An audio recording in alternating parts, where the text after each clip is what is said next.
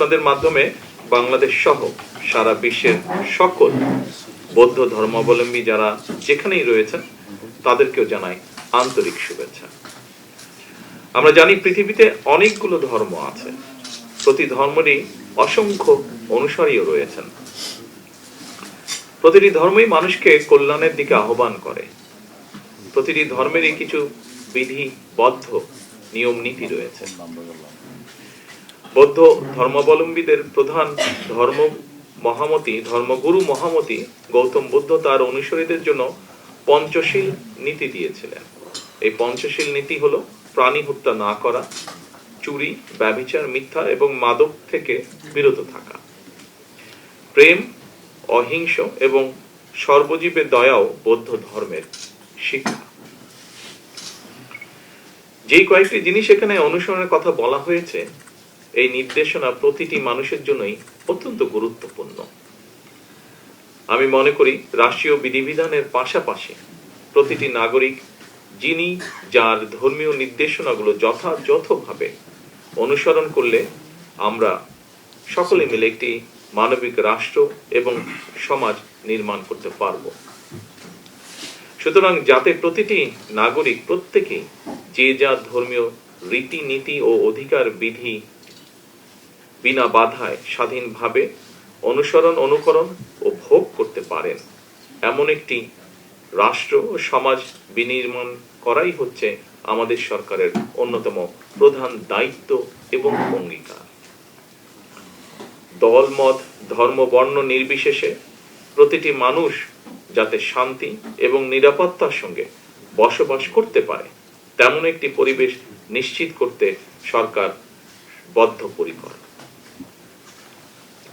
সম্মানিত সকল উপস্থিতিবৃন্দ, বর্তমান সরকার ধর্ম নিয়ে রাজনীতি করতে চায় না। ধর্মকে রাজনৈতিক স্বার্থে আমরা ব্যবহার করতে চাই না, অতীতেও আমরা তা করিনি। আমাদের সরকারের দৃষ্টিভঙ্গি হচ্ছে, যা একটু আগে স্বরাষ্ট্রমন্ত্রীও বলেছেন, আমিও জোর দিয়ে আবারও একই কথা বলতে চাই, ধর্ম যার যার, নিরাপত্তা পাবার অধিকার সবার। ধর্ম বর্ণ নির্বিশেষে বাঙালি অবাঙালি, বিশ্বাসী অবিশ্বাসী সবাই সকল ক্ষেত্রে সমানভাবে ভোগ করবে, অধিকার ভোগ করবে, এটাই বর্তমান সরকারের নীতি। ধর্ম বর্ণ নির্বিশেষে বিশ্বাসী অবিশ্বাসী প্রতিটি মানুষের জন্য একটি নিরাপদ বাংলাদেশ বিনির্মাণের আকাঙ্ক্ষা নিয়ে মুক্তিযোদ্ধারা বাংলাদেশের স্বাধীনতা অর্জন করেছিলেন। মুসলমান, বৌদ্ধ, হিন্দু, খ্রিস্টান সবাই মিলে লাখো প্রাণের বিনিময় এই দেশটা আমরা স্বাধীন করেছিলাম। মুক্তিযুদ্ধের সময় কে কোন ধর্মের অনুসারী, কে বিশ্বাসী কিংবা অবিশ্বাসী, এটি কারো জিজ্ঞাসা ছিল না। কিন্তু তাই এই স্বাধীন বাংলাদেশ আপনার, আমার, আমাদের সকলের। বর্তমান সরকারের একটি রাজনৈতিক দর্শন বাংলাদেশী জাতীয়তাবাদ। বাংলাদেশে এটি বারবার প্রমাণিত হয়েছে। একমাত্র বাংলাদেশী জাতীয়তাবাদের দর্শনই দেশের সকল বর্ণ, ধর্মীয় সম্প্রদায় ও নৃগোষ্ঠী নিবিড় সহ অবস্থান নিশ্চিত করতে পারে।